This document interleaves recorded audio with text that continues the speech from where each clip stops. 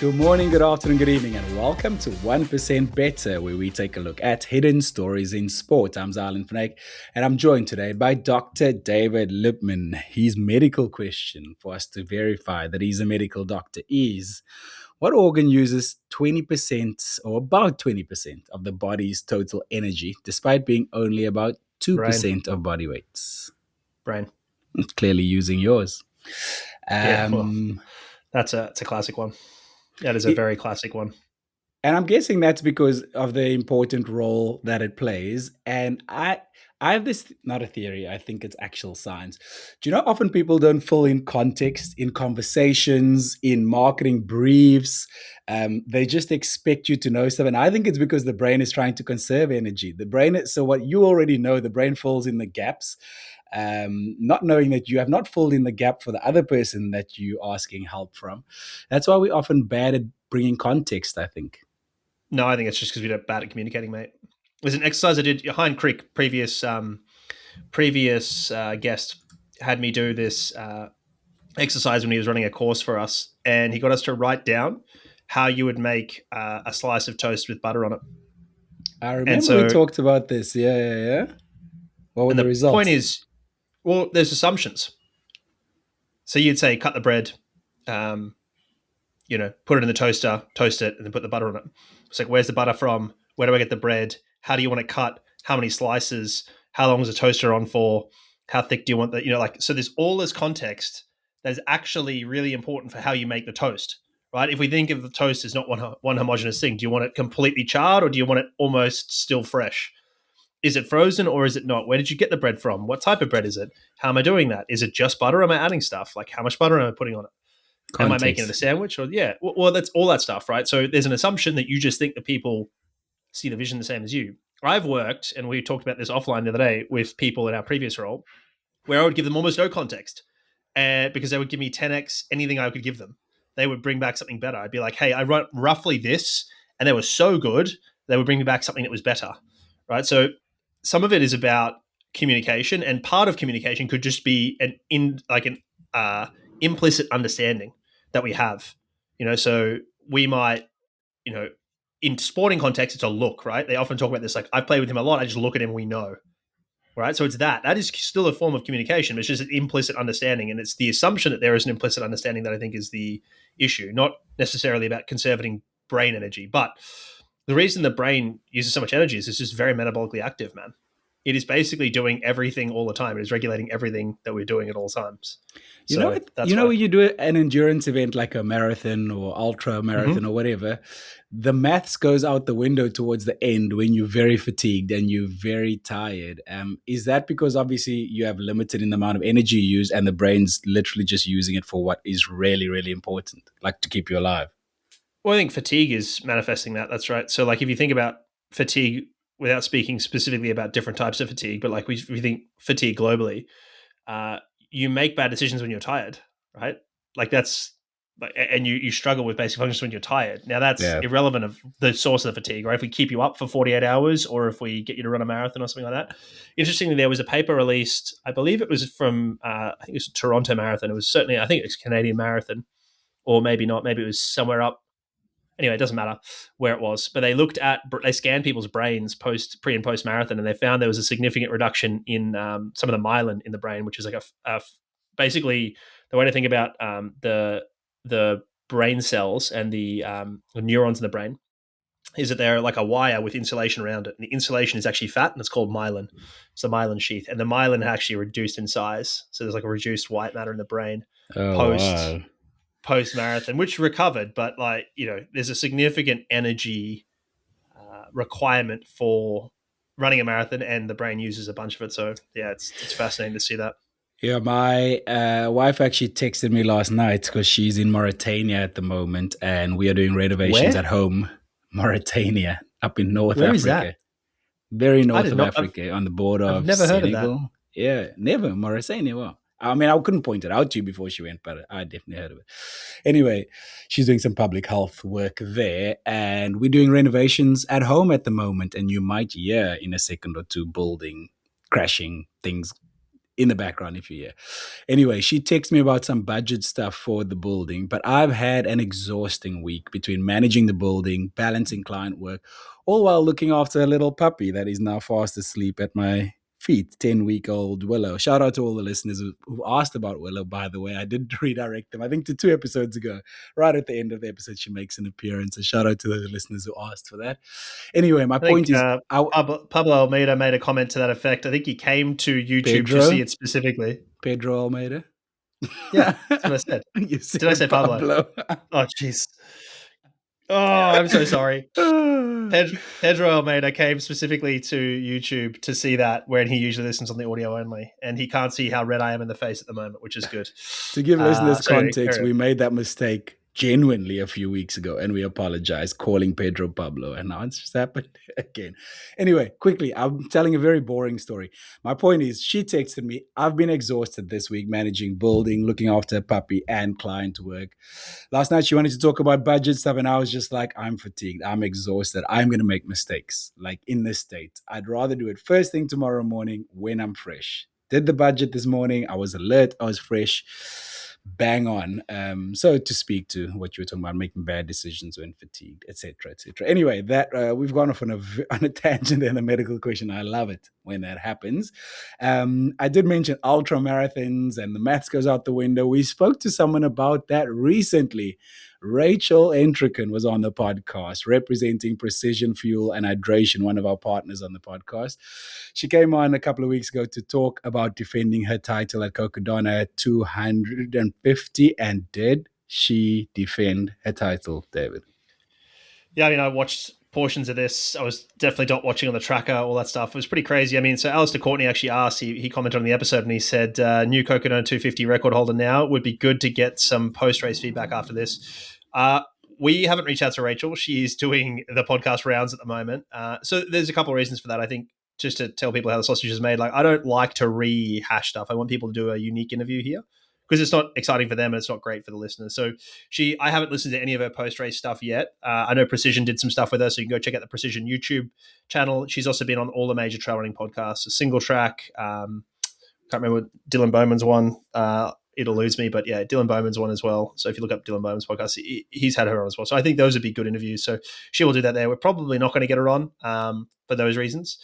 And so, and look, candidly, again, for her, it's much better for her to be on those ones. They've got much more sponsorship and reach in the trail running space, so it's great there. But it's interesting. I got a lot of messages about this. I was so surprised at how engaged our listenership was with her. Unbelievable. And that story, which I think is really cool. So just for context, for those who maybe didn't follow, she ran 56.09. So the last year, the record was set by Dan Green. That's the overall record, which she broke at 58.47. That's hours, by the way, for anyone new tuning into this podcast. That's 56 hours consecutive. Yeah, well, it's a 250-mile race, mate, as I said before. So, like, hopefully she's not doing the minutes. Anyway, but that's an average of 8 minutes 13 per kilometer, which is surprisingly quick. Wow. Like, that's insane. Yeah. Anyway, so in the women's race, Courtney Dauwalter came second. She was sixth overall in 61 hours 58. Megan Eckert was also a precision athlete. She got third overall. Third women, ninth overall in 63.09. So it's all under last year's record from Rachel. So all under Rachel's record from last year, which is crazy and awesome. Heather Jackson, for those who are familiar, so Heather's done Ironman. She's done a bunch of cyclocross, so she's like an all-round endurance athlete, which is quite interesting. She was in second. She was second woman for most of the race, to be honest. She was right up there. And then she, all of a sudden, apparently with 4 miles to go, was off the trail hallucinating and all sorts of stuff. So back to the brain energy and the sleep deprivation thing. That's pretty classic of sleep deprivation. There's this theory, and I don't know how well it's supported anymore. And feel free to correct me if I'm wrong, listeners. But one of the theories is hallucinations follow a bit of a pattern similar to REM sleep when you deprive the body of REM sleep. So it's quite interesting. So you have these kind of dreams, but you're awake. So anyway, that's fascinating stuff there. Killian Korth was the second overall, and obviously first man. Cody Poskin was third overall, and DJ Fox was the third man there. Such a cool name, DJ Fox. Yeah. Wow. It's also just really crazy to watch how big this got. Like, this got onto ESPN. It got onto ABC in the US. Like, that's when ultra running goes mainstream. It's pretty crazy. And, part of this has been awesome for me to see. I'm also a little bit like a little bit cynical about some of this in terms of how much people have wanted to, like, the best example is LinkedIn.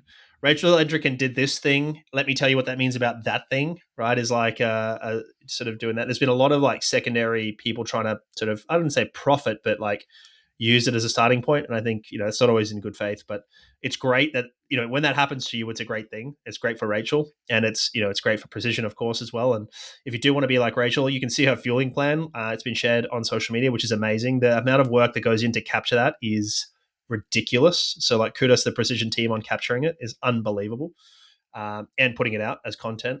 So kudos to them. But if you do want to talk to some of their sports scientists, you may even get Emily that worked with Rachel. She is available, and it's not, you don't get to choose, but they sort of divvy them up. But you may get someone like her. You can talk to them. We have a fuel and hydration planner link. That is either their actual fuel and hydration planner, which you do by yourself, or you can book a call with one of their sports science team, which includes the likes of Emily. You can do those via the links in our show notes. And if you do indeed do that and want to purchase, you can use the code BETTER2026, and BETTER is all in capital letters. The other thing to note is if you follow those links, it may automatically apply that code for you. Probably will. That is for 15% off your first order as well there. And if you use those services, there's no obligation to buy. So I think it's just a great service that Precision do as part of what makes them such a good company that we love working with. This is the part of the podcast where we talk about ourselves, indulge in ourselves, and give listeners a bit of update. I already spoke about being at my absolute limit with life stress, work stress, all of the above. I am now about 4 months post L5S1 spinal fusion. And as far as rehab goes, at the moment, I'm just doing what I can just to tick over. Good news is, I don't know if I told you, I had an assessment with the bio last week to see if I've increased in strength and flexibility. She says she usually looks for a 10% increase in most of the things, and I hit 20 to 50% in most of them. So she was super stoked. So we've progressed to phase 2 now. But with all of that life stress, I am just trying to, at the moment, do what I can until things become easier again, and then can be more on a regular schedule in terms of rehab work to get the back to strength. What is that noise in the background there? Is that Mo? That's hail, mate. That is Is that hail? It is hail here. It was sunny before we were talking. Now it's hailing. The weather here today is like, it's wild. Wow. This is the week in May that we get every year where it gets back down to single digit Celsius temperatures. Welcome to London. In the 30s for those who use the non-metric system. I saw a thing. I didn't realize this. I saw a comedian on social media talking about the system that they use in Canada, which is just an absolute mess. I can't even explain to you what it is. The British use a bit of a mix, but it's pretty like simple to work out. The Canadians, I don't even know what they use. So like, yeah, that's you deserved all you got from South Park if that's the system of measurements you use. What's happening with you? How's your running going? Good. Surprisingly, or not surprisingly, maybe. Well, pleasantly surprised. How's that? I went for a run with my physio, which was a good thing to do, last Wednesday, and ran home from that. Usually I would have used a line bike to get home, and my Achilles wasn't too bad doing that. So that was the first time where I was like, I've really turned a corner from like a what this means for my life standpoint, like a real functional corner that I turned there. And I had a really good run yesterday. I was feeling really, really good on the treadmill, and a nice run today on the trail. So I'm trying to be both conservative enough to not get greedy and change too many things in a week, because it's easy to do that, but also not be too conservative, because that can be also the way I get. So like trying to do things like, no, Dave, you can actually go run the same distance, but with a couple of hills in it this week. That's not a big change for you to do that. So today I went to the trails out here, thankfully, before it rained. And so it's gone well, all progressing pretty happily. Strength is progressing really well, which is nice. So can't complain, mate. Good to hear. Let's get through a couple of community shout-outs, listener questions. We love you engaging with us all of the time. You can do so by DMing us on Instagram. We are on there, 1% Better Pod. We also have an email address down in the show notes below. You can also join our Strava group that is growing very nicely, 1% Better on Strava. We got a question in from Gabriel Buono Aoki, who said, hey, mates, question potentially for the next episode. I have been running with Garmin FootPod HRM strap, and watch for the past 8 years. From IAAF races I have done, Prague half, and full marathons, I've always had much more distance than the official one. Is this common? Can I trust Strava for a PB, or would you only consider the chip time? Asking due to this controversial account I've been following recently at official unofficial time. Hopefully, I can make it to the pod again. By the way, I'm 1 month from my first 70.3 in Czech man, a race in the Czech Republic, obviously. He says, looking forward to your support. Do you have some insights? So many. The official, unofficial is where they're calling out influencers for telling different times here. So for those who don't know, it's basically calling out people who lie about their times, whether they say that they're basically claiming Strava PBs that don't exist or stopping their watch and then speeding up or whatever. So you just quietly here, Gabriel, you can do what you want. You're an adult and I'm not your real dad. You're allowed to do whatever you want. Having said that, the chip time is a real time. Like it's actually very simple here. Chip time is a real time. The way to think about this, if I'm running a 400-meter race against, or an 800-meter race against you, or a 1500-meter race against you on the track, and I decide to run in lane 8, I don't get to stop earlier. I still have to go past the finish line. I've run further distance, but I don't get to go past the finish line. Really good analogy. Wow. Yeah. Just because I chose not to run the shortest line is not the problem of the race, and it's certainly not my competitor's problem. So then the next question is, are you actually running further or not? And a couple of things can happen here. Firstly, you're using Garmin, so all bets are off because Garmin's are trash. No, I'm joking. I really struggle with their software. Their hardware is actually good. It's fine. Xylon's married to his Garmin, so he's rolling his eyes at me. But the way to think about this, the way GPS works is you ping to satellites, right? So the satellites send a message down, your watch sends a message back, and they talk about where are you in space. This can be variably accurate based on a number of things, including buildings around you. It can be because of weather and all those sort of things. If you are moving slowly enough and the data acquisition frequency is high enough, there can actually be a lot more noise. Because if I can put you, let's say my accuracy is to within 3 meters of where you are, like a 3-meter circle around you, which is pretty accurate, right? You could be within a circle of a radius of, let's call it 1.5 meters, right? But if you're either side of that circle, standing dead still, if I ping you to either side of that circle, it says you've moved 3 meters when you haven't. Right? So there's an amount of variance that you'll get in that. Then there's also aspects of like, are you actually running the shortest line? And the chances are you probably aren't, particularly in bigger races. Whether you're going around people or choosing tangents. We talked about a Boston Marathon. The elites decided to run on the left-hand side of the road and went around a right-hand bend. I'm like, why aren't you running the tangent here? So there's lots of those things that I think people are generally just don't understand and aren't doing a good job of. So that's also why you probably shouldn't be using your GPS. It's a guide, but you should be using the mile markers and the kilometer markers on the road more so. So that's the second thing. So you can also set to use more than one. Like, so you might be using GPS. If you go into your settings of your watch, you can actually choose to use multiple satellite systems, or at least I can on Coros.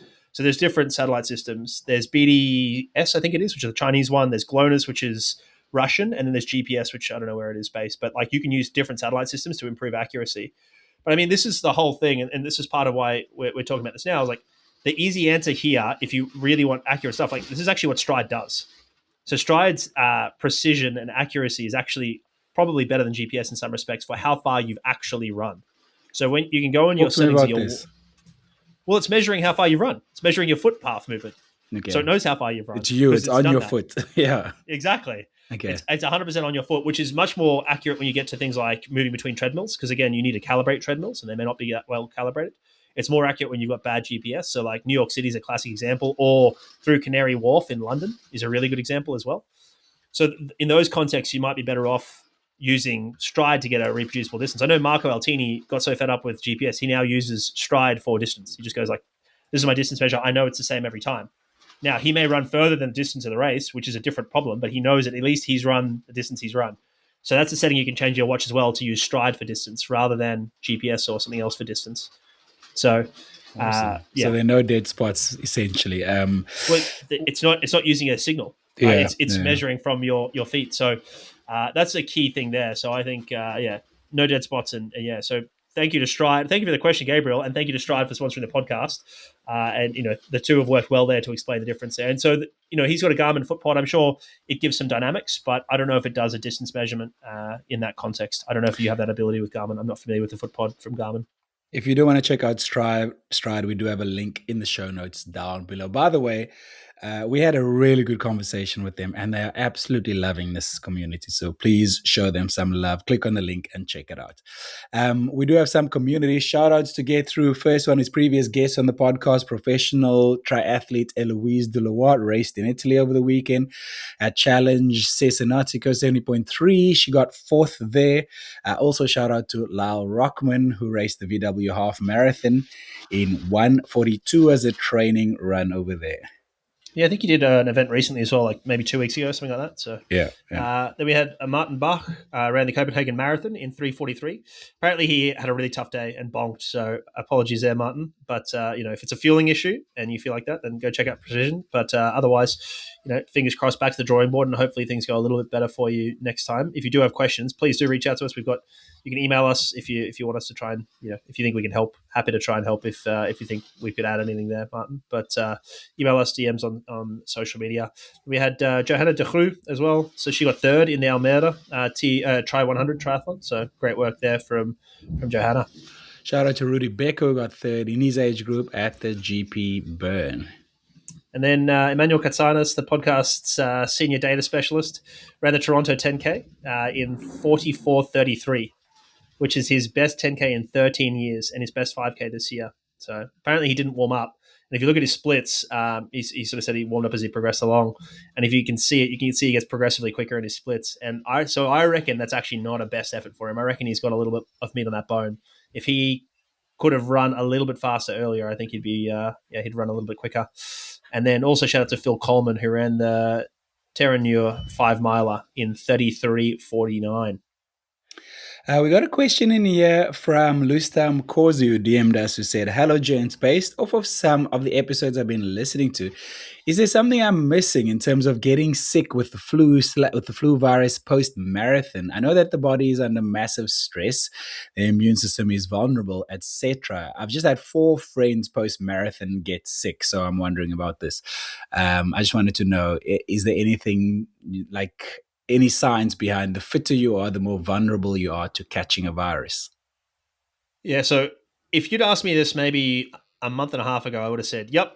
So there's a sort of J-shaped curve, and your immune system you're at higher risk. A little bit of exercise reduces your risk, and then it goes up again, right? In a sort of J shape.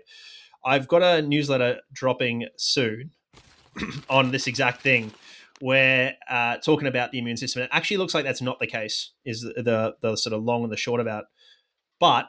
The question, well, there's 2 different questions here. One is, is your immune system compromised? And it looks like the answer to that is no. But the reality still exists, which is you are more likely to get sick. Now, the question is why? So if my immune system is good, why am I likely to get sick post-marathon? And there's lots of reasons here. So you could indeed be in an energy deficit. It's pretty common in endurance sport in general, particularly at a higher level and doing more volume. And that needs to be it's not that the exercise is compromising your immunity, it's that you don't have enough energy for the immune system because it requires energy as well. Right, so that's one aspect that it could be. The other thing is when you're running these events, you're generally in like around a lot of people who are all breathing quite hard, so your risk is higher. You're generally traveling to them, so there's a risk there, and you're generally indoors to pick up bibs and stuff like that. So again, more risk there. Then if we think about the anatomy of it, the reason your nose exists is to humidify air and to sort of catch particle and particulate matter. So you certainly had a more chance of getting sick with more mouth breathing. And certainly if you're moving more air as you are when you're exercising, you have a higher risk because there's just more exposure. And certainly dry air and dry airways is a risk as well. So yeah, there's lots that goes into it. And I think those are probably the reasons. Those are contributing factors as to why we see it. You certainly have a higher propensity, but the question is it the immune system or is it everything else around it? I think the answer is the second one. Interesting. Thanks so much. Hopefully that answers your question, Lusta. As we said, keep engaging with us. We having a steady stream of comments on Spotify as well. Lungisa over there said, such amazing episode. Definitely worth every millisecond to listen to. And I'm always listening. Extra careful when David predicts something. So many takeaways filled with so many 1% better moments. Awesome. Thanks. Appreciate that. Right, let's have a look at what's come across my desk this week. Some quick bits for you. Jimmy Gressier is going to attempt the 1 hour world record. Now, he's a middle distance runner, right? And he broke a European 5K or 10K record recently. Yes, I mean, most people would call that long distance. But yeah, I mean, he runs 5K, 10K, sort of half marathon type of races. I don't think he's run a marathon yet. I don't think he runs many 1500s, but that's sort of where he runs a lot of roads with Kip Run. So yeah, this happens once a year roughly, and in the Belgian, in Brussels at the Diamond League meet, usually they have a 1 hour attempt, or they have a 1 hour race.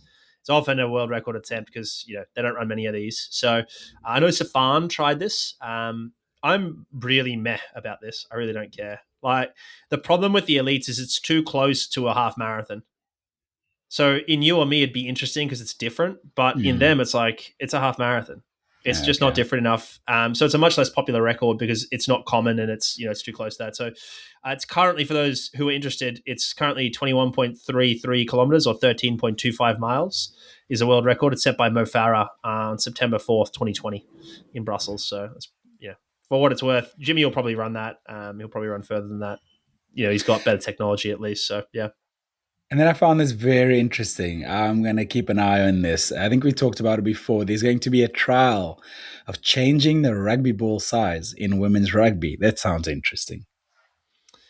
Yeah, and this discourse has been fascinating to watch. There's been lots of very impassioned discourse around it in many ways, and I want to be sensitive to it because there's lots of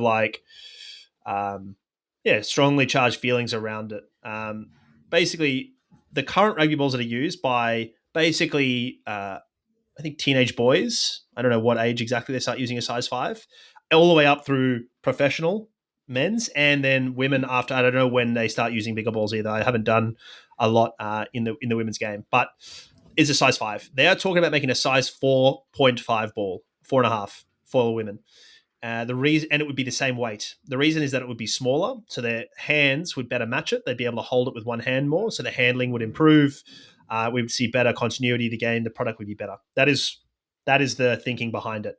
And there's certainly precedent for these things in different sports. So this exists in other sports as well. Now, some sports it doesn't, and there'll be the argument, they don't do it in football, they don't do it in this, but in other sports they do use a smaller ball. I think cricket, they use a smaller ball, etc. So the question is, should they be doing it or not? I had an argument probably 10 years ago now with the USA Rugby Sevens coach that they should not do this. I said, why would you? Well, at the time I was like, he was saying we should definitely do it, it'll improve handling and all that stuff. And I said, well, the Australians don't seem to struggle. And he said, yeah, well, they all grew up playing touch. I'm like, so you're going to penalize them for being better because you want everyone else to not struggle. So you want to drop the standard there. And that was my take at the time, right? And we all get to change our minds. That's the nice thing here, right? And so on that note, I'm starting to think this might be better because we will see better skill execution. It will be better. The counter argument to this is a couple. So Zoe Harrison, who's an England fly half, has come out and she's really concerned about her kicking and the sweet spot becoming smaller, which is true. It would do. And I get that. And that's very true. That's the only skill that I think will be harder with a smaller ball. Every other skill in the field will be better. So, there's a discussion here about how much we penalize her for being a good kicker, right? And does that affect her contracts? Does it affect her selection? All that stuff, right? And there's a valid argument there. Then there's certainly arguments around whether this will actually improve things. And probably the biggest argument against it is the cost. So now every club can't just have size 5 balls. They have to have size 4.5 balls as well for the women. So at a community level, this changes the cost significantly.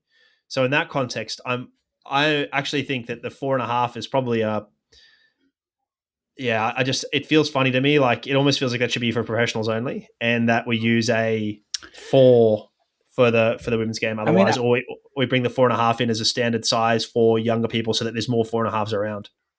I don't know if it's such if I'd be so concerned at a community level. I do think it needs to be trialed at a professional level. And if it finds that there's bearing and this is the way to go over time, I think it'll filter down and you'll see that change through community levels. But I do think it's worth trialing. It's interesting that they want to change the size of the ball and keep the weight the same. Which I guess addresses some of Zoe's concerns, but like you say, it doesn't address the sweet spot, the surface of the ball concerns. Well, But it's the problem at worth the community trialing. level though is like there's no clubs have enough money, and you don't want to have to decide. Okay, well, at the moment they can buy 50 balls. Firstly, a 4.5 is probably going to be more expensive, and even if it's not, then you have half your balls are 4.5s, half of them are fives. Now, Yeah. I actually think that's great. I used to have different size and shaped balls that I used to train, used to coach people with, but not everybody is the same with that. Not every club is doing that. So I would see that as an advantage. I would teach like boys to play with it. I would do that because it changes the constraints, right? This is what we call a constraints-based model. So you change the constraints to change the situation. I might go to, hey, let's actually use 4.5s, but now we're only allowed to use one hand to improve handling. So it could become a coaching tool, and I would certainly Interesting. use it. I would use it with kickers as well, because like again, this would be a coaching tool I use for kickers. Because if you can kick a 4.5 well, you'll kick a 5 really well. So Yeah. I think there's Yeah. some serious coaching advantages here, and we do see this. As I said, I use different shape balls. I would use a soccer ball sometimes to coach rugby, and they play, with a soccer ball because it changes everything. So yeah, I think there's certainly some potential upside here as well, but it's been a pretty impassioned discussion online. It is a trial that's going to happen at the top level in women's 15s and sevens, and so let's see it happen. And like listen, I think there are multiple stakeholders in the game that need to address this. So there's the players. Do they enjoy it more? There's the product. So like we're talking about, I guess, fans and administrators. And then there's certainly clubs as well. So we need to bring them all in and discuss what that is. But, what does success look like? It looks like better continuity of play, less handling errors, more expansive game, those sort of things. So we get feedback on that. We'll see how it goes. One thing I think World Rugby do is they do the science well. They do it, they test it, they get the data, and then they sort of make it. Whether or not the decisions are right, they do make decisions, hopefully using that data. And that's what needs to happen because you're dealing with so much baggage here. You're dealing with, other emotions that people have and trauma and history that goes into it. The moment you start talking about gender issues and changing certain things for certain genders, it can become very touchy. So you definitely need the science and definitely needs to be tested. So let's keep an eye on that and see where that goes. We also just don't like change. I remember when T20 cricket came in and people were like, this isn't cricket, this isn't pure cricket. On its own, it's an incredible product now. And it has not actually it's been better for the rest of the game because the longer form game is more entertaining now because people are better at scoring quicker. We just don't like change. I always say things are worth a try. And speaking of worth a try, this is disappointing news. The IOC has killed the idea of bringing cyclocross and cross country into the Winter Olympics. Now, I didn't even know that this was happening, but totally against it. Totally against them killing this idea. This would be a brilliant idea, don't you think? We talked about this on the podcast, so another situation where you I weren't listening. told you I But don't listen to the podcast, man. I I'm know, here, but I I'm don't not know, here. Like, I right know, now, I'm I'm watching a aware. puppy, so that she just woke up, and I'm devastated that I'm dreading that she's gonna wee in the house. But I left the door open for her, and she's 90% house trained now already. So rolling the dice. Very good. Yeah, well, let's hope the Sorry, I dice cut you doesn't come up snake eyes. No, so from what I've read, this is money related. I think this would make a lot of sense to do this, to have them in. They call them non-conventional sports. It's very true, but like you need more eyeballs on this, and this will bring basically a bunch of summer sport fans to the Winter Olympics. off. So it's only going to be better. And again, that gives these athletes another opportunity, sure. And it's sports that I'm more interested in, so I'd be more interested in seeing that. So I actually, they're also easier sports to put on than snow sports are. So you don't need snow. Mm. Like anywhere that there's winter, this will be fine. You could put these on. Okay, you need some mud, sure. Okay, well, worst case scenario, we have to use a couple of fire hoses. But the reality of the situation is you probably don't even need that.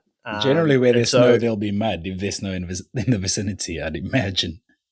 yeah, well, it again depends on timelines and how high and all that stuff. But regardless, this could be done, and it could be done much easier than many of the snow sports. And so I think this is narrow-sighted by the IOC, but they haven't closed the door to it happening later. They're just not going to do it for the next ones in the French Alps. I think that's trying to appease people, but yeah, we'll see.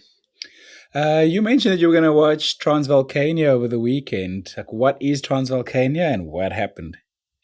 So it's a fairly high-profile trail race.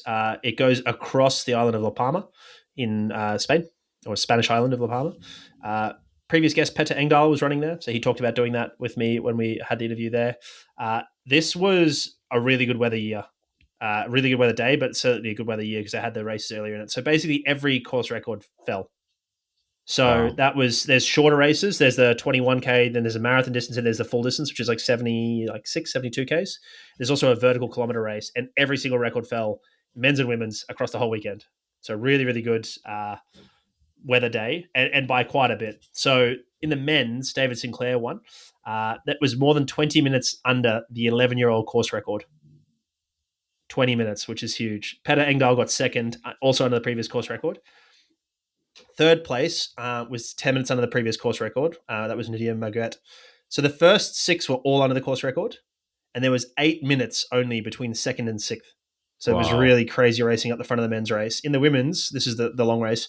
Blondine Irondale won over Lucy Bartholomew, the Australian. She just tore past her on the downhill. It was pretty crazy to watch.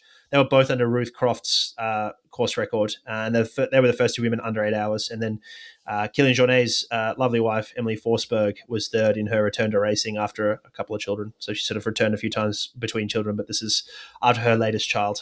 So it was cool to see Emily back there. Thanks for that. And then Tara Davis-Woodhall, the Olympic long jump champion, has laid down an impressive performance in the hurdles.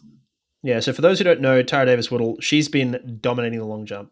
She was undefeated for 2024 and 2025, including the World Championships and the Olympics in long jump, where you can always foul out or not jump as far or all those things. So she has been dominating. So in 2024, she ran a 60-meter hurdles and got third.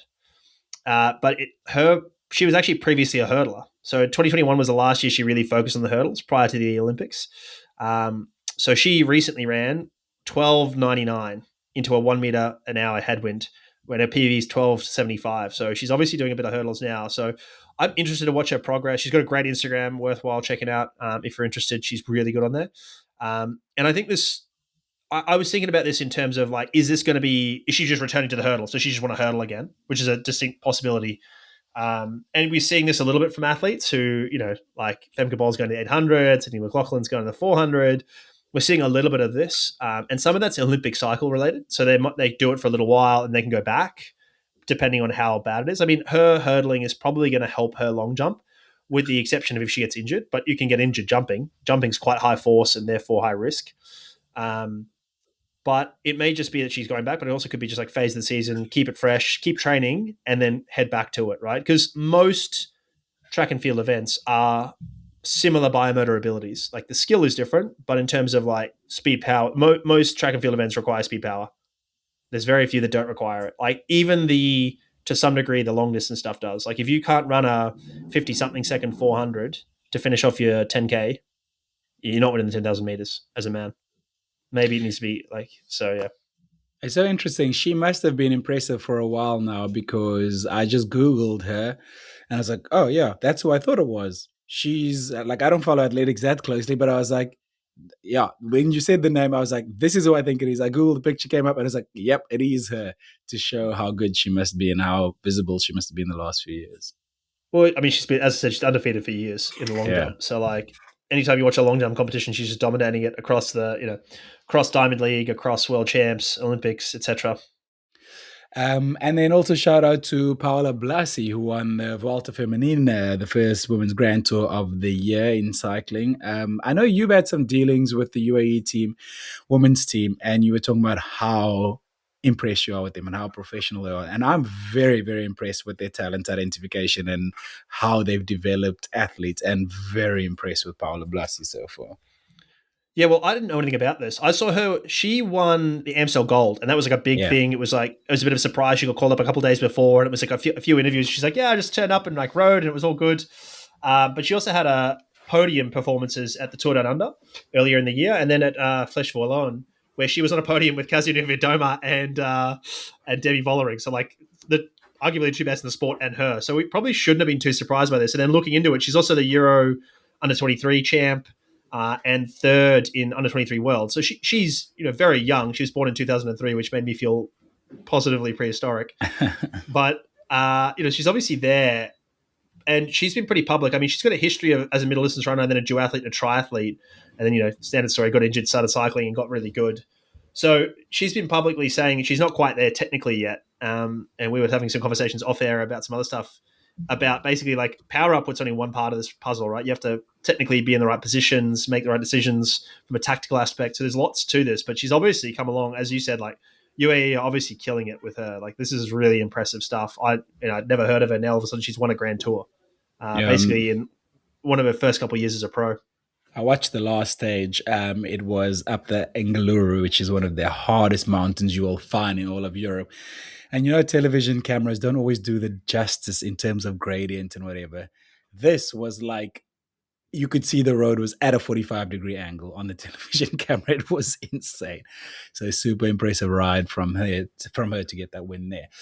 Just last week we were talking about the GOAT debate and the difficulty of determining who the GOAT is. It's always heated discussions, etc. And various different factors can be seen as great. But some scientists are trying to solve this now. I guess they're trying to solve the Ronaldo versus Messi conversation and other sports as well. Well, I wish it was Ronaldo versus Messi. That would actually be harder. They were doing running only. But Okay. so this was 16 high-profile sports scientists, including the likes of Stephen Xylon and Andy Jones. So Andy Jones is the one that sort of helped Paula Radcliffe, famously predicted her time in London, etc. But anyway, in this article is called Greatest of All Time, Development of a Ranking System to Determine the Most Successful Olympic and World Championship Runners Since 1896. So these guys got up at the European Endurance Conference and surveyed 63 coaches. And they basically asked which of two criteria they believed was more relative to determining the GOAT. And basically 71% favored becoming Olympic champion, whereas only 29% of these coaches favored setting a world record. So this is context for how they're going to weight things. They then used they then asked some other questions. So regarding the minimum thresholds, there was a more even split. So regarding whether the GOAT had to be an Olympic champion, it was 54 yes, 46 no. Respondents were very much in favor, 95%, of identifying the GOAT as per main running distance, which I think is right. You can't just say you're the best runner. It's like, well, sprints, hurdles, distance, etc. And that they should be separated, men's and women's, which I also agree, for lots of sociological factors in terms of like women have had less time competing at a high level based on historic biases. So you can't really lump them together. We're a ways off that. So they ended up also weighting world records, including for longevity. So like how long those records stood for. And they obviously weighted Olympic Games and World Championships. They also looked at competitive dominance, which is reflected in doubles or triples. Athletes were included if they had won at least one medal at a major championship or set a world record, which was ratified. These also included some obsolete events like 60 meters, 200-meter hurdles, etc., previous steeplechase races, etc. So yeah, anyway, basically what they ended up with was achievements of 1,294 men and 824 women who won at least one medal, we talked about already, in different distances of whatever, since 1896, or set a world record since 1912 because they didn't start keeping world records before then. So there's all sorts of the scoring system. You can go to the paper and see it, but basically if you won the Olympic Games, gold was 100 points, silver was 50, bronze was 31, and then it goes down from there. World Championships was 70 for a gold, indoors was 40, World Cross was 30, etc. And then they weighted a world record as 100 points.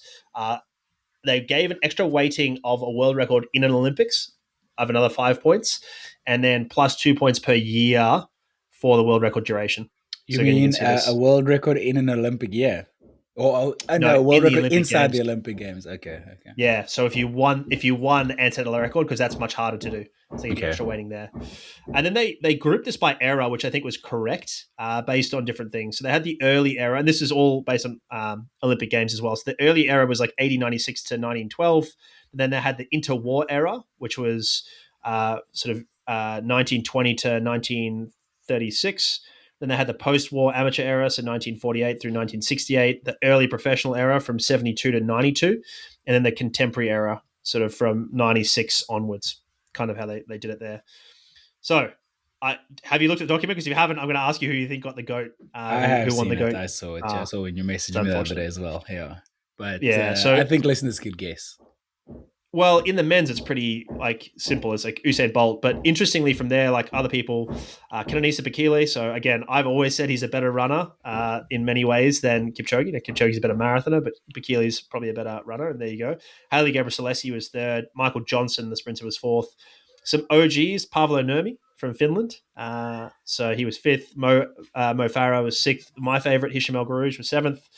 Cheptegei, the contemporary, was eighth. Carl Lewis, ninth. Another Hang on, OG, man. How are Emil's. all these people? Maybe I've come to the sport late. How are some of these people ahead of Kipchoge? Anyway, keep going. We'll get there. We'll get to why Kipchoge isn't on here. Okay. Carl Lewis is ninth. Emil Zatopek, the OG, the Czech, is in 10th. Justin Gatlin, 11th. Lassie Viren, another OG, is in 12th. I'm not going to read these all out, but those are some really big names. Other people might be interested in. Maurice Green was 15th. Noah Lyles is 17th. Seb Coe is 19th. Jakob Ingebrigtsen's 21st. Bernard Lagat is equal 22nd with Edwin Moses. And then Ilya Kipchoge is 24th. So that's in the men's. How? Okay, let's points, mate. Okay. This is objective, mate. They don't care about your feelings. Anyway, the women's goat, Faith Kipyegon, Tironish Dababa is second. Shelly-Ann Fraser-Price is third. Sifan Hassan was fourth. We'll talk about why I don't agree with that necessarily. Who else have we got? Gail Devers is in seventh. I'm just looking for names people might know. Beatrice Chebet is in 10th. She's contemporary. Alison Felix in 13th. We talked about her a few weeks ago. Flojo, Florence Griffith Joyner, 14th. Sydney McLaughlin, 22nd. Correct. That's the other big one there. And then Elaine Thompson Hera in 25th. So in both groups, 22 of the 25 were Olympic champion at least once, right? And that's just, by the way, the scoring worked. The exceptions in the men's list were Paul Tergat, Bernard Lagat, and Moses Kiptanui. And in the women's, the exceptions were Merlene Otti, Gret Vates, and Jamila Kretschlova. Ugh, I don't know. Eastern European, so I'm really sorry. Yeah, you just went ugh at her name. Oh, you're not being able to announce it, and you're like, ugh. Say that to her parents. I'm talking about my announcement, not at her name. I'm like, my just mess to up. clarify. I'm so disappointed in myself. But then we get to the event-specific stuff. So in the sprints, Usain Bolt, Michael Johnson, Carl Lewis, no one's surprised. Hurdles, Edwin Moses, Karsten Warholm, and then A. Johnson, who I don't know. Middle distance, this is unsurprising. El Garouj, Seb Coe, and David Rudisha. We won't do steeple because people don't really care too much about steeple, although El Bakali's there in third. And then we had Bekele, Gebrselassie, and Mo Farah in the distance. And then the marathon, Adibi Bekele beats out Ilya Kipchoge. And then Chaprinsky. And then cross-country, Bekele, Tergat, and then Ngugi. We won't do indoors. We don't really care about indoors. Let's skip that. I'm trying to make sure this is good enough for radio. Then women's sprints, Shelly-Ann Fraser-Price, Alison Felix, Flojo, which I think would be controversial. I think Flojo's probably just, she died young, so it's unfortunate.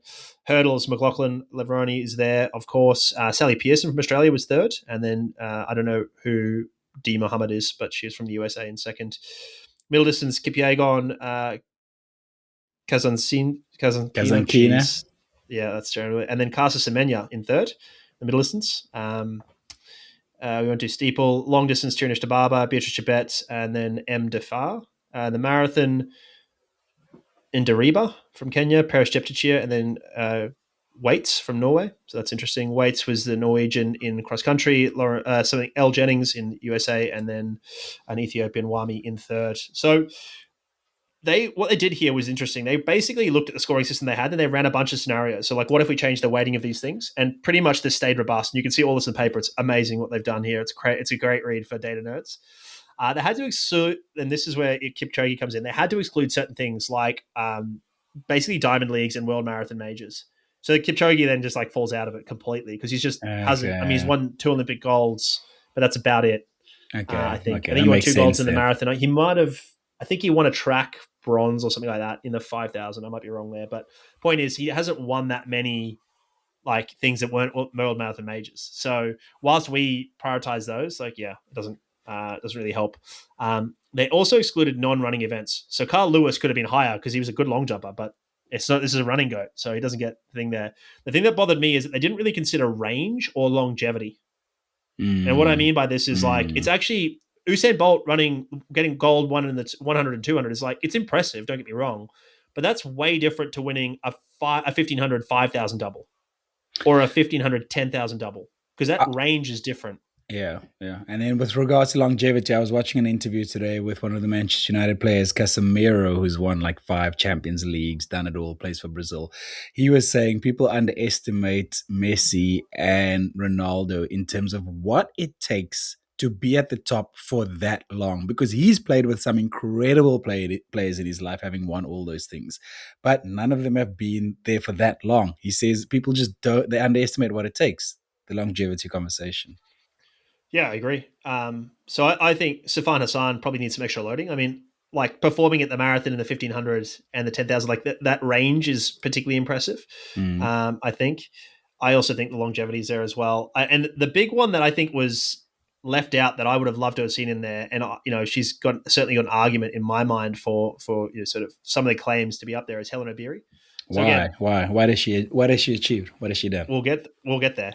But she's probably out of it because of the World Marathon Majors, right? So she, Ah, just for context, in the World Marathon Majors, she's won Boston, New York, silver in New York, silver in Boston, silver in London, right? So there's 7 medals, gold and silver, that she doesn't get, which is fine. But so she's silver in Rio 2016 and Tokyo 2020 in the 5,000 meters.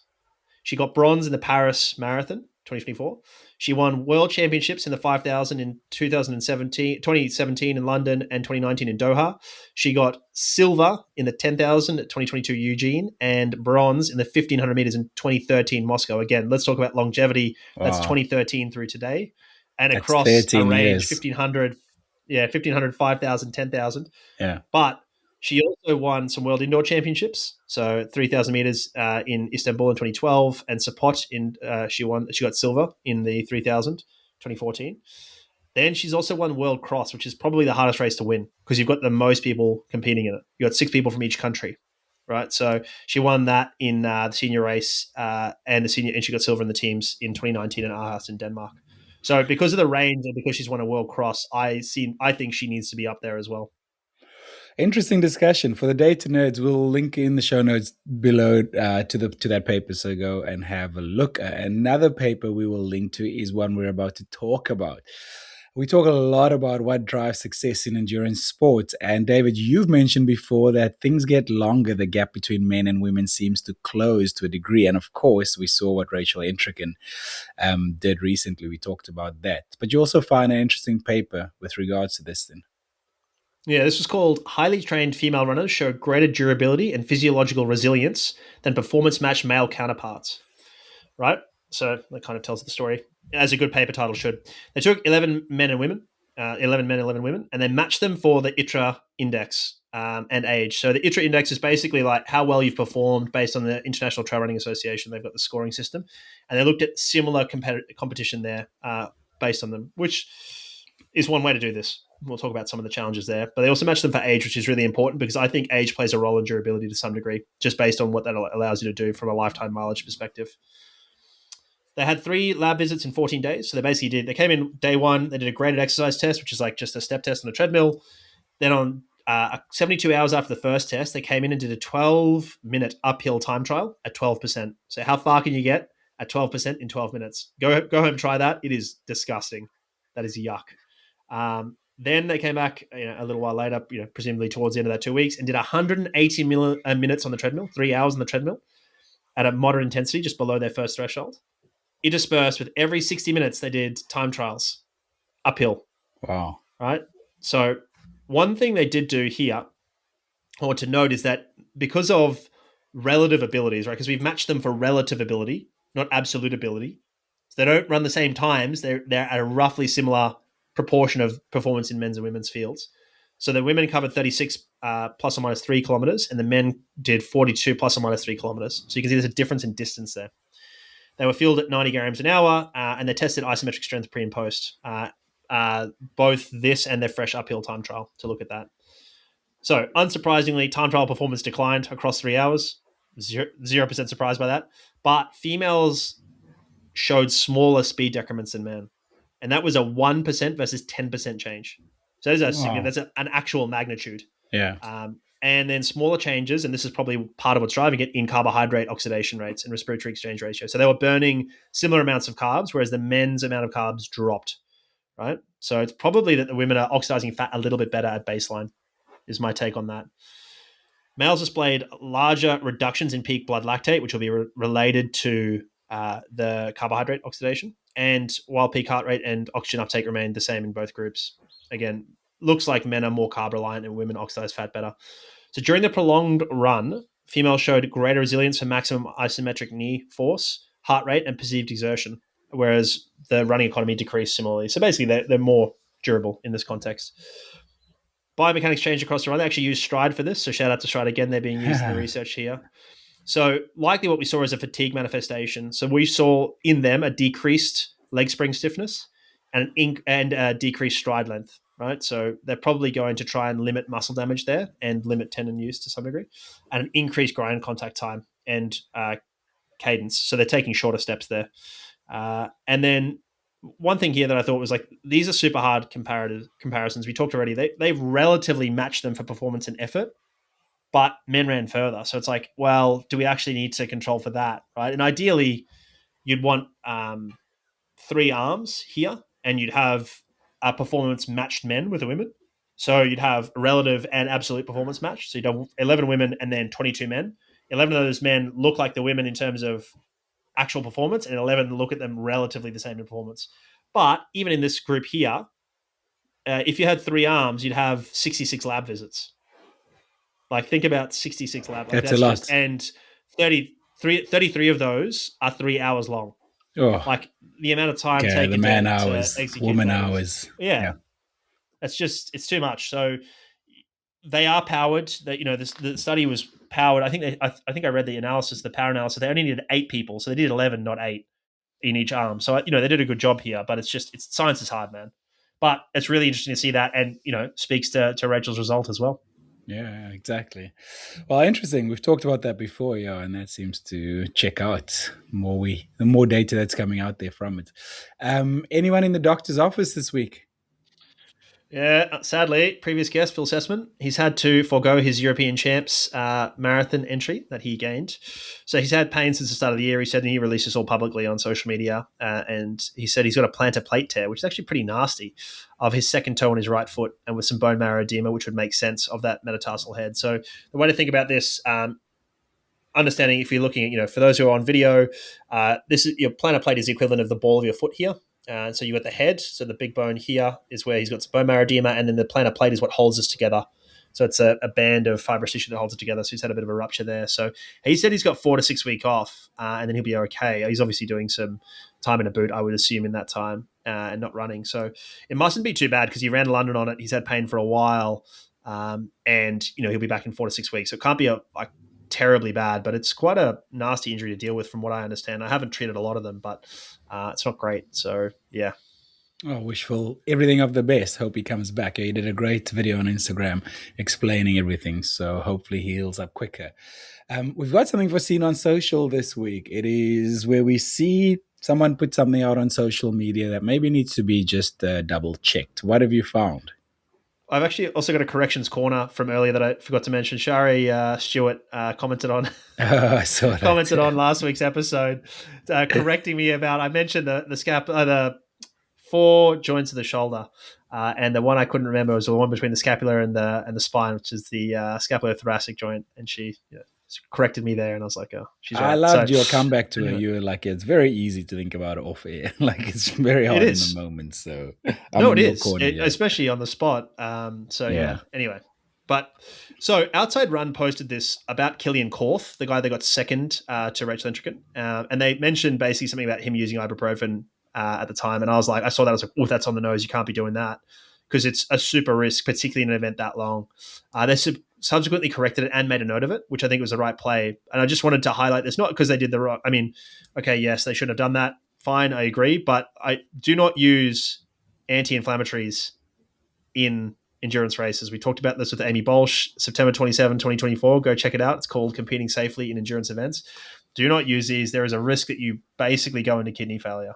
Now, the realities of that risk are whatever they are, but do not do it. It is not worthwhile. So if you need to use pain relief, the question is, should you be continuing? Should you be racing? And if you do need to be using it, it should probably be acetaminophen or paracetamol, not ibuprofen, anti-inflammatories, diclofenac, any of that stuff. Should not be doing it. Is not. If you need it to start, then you do not need to be starting, in my opinion. Unless, I mean, even if you're a professional, I would be giving that advice. Right, before we get out of here, what are we watching this weekend? I'll be watching the Giro d'Italia, Formula One. Football season's almost done in terms of the Premier League. Did I tell you that Matthias Kopecky is racing the Giro d'Italia? Did you see this? He's an I athlete did I've not worked see with the this. last few years who lives with type 1 Yeah, I remember diabetes. Matthias. Super cool to Yeah. have an athlete with diabetes racing the Giro. With the Rockets. Yeah. Unibet Rose That Rockets. they're like everyone's second favorite team because they're so good on social. Yeah. They're excellent. So they've had a bit of a shocker with Dylan Groenewegen, though, unfortunately. But yeah, it's cool. That is cool. I didn't know he was doing that. Yeah, I'll be watching a bit of the Giro, I think. I haven't watched much of it since. I hated it starting in Bulgaria, man. That's just like, it's all wrong. Oh, they have So, to find anyway. ways to raise money. I get it. I understand it. The last week will be cool. The third week, it's just mountains, man. That'll be. I mean, Jonas Vingegaard won't have any competition from that standpoint, is my prediction. But still, should see some cool mountain stages. Yeah, I think that's a good take. Where is it finishing? Is it in the Dolomites or is it in the Aosta Valley? Where is it? Do you know? I don't know. I haven't looked at it that closely. I just looked at the profiles, didn't look at where it was. Okay, let's get out of here. If you haven't shared or subscribed to this podcast yet, please do so now. We really, really appreciate every single one of you. We drop a new episode every single Friday. David, thanks so much for putting this together. Thank you, mate. Talk soon. Chat to you on the next one.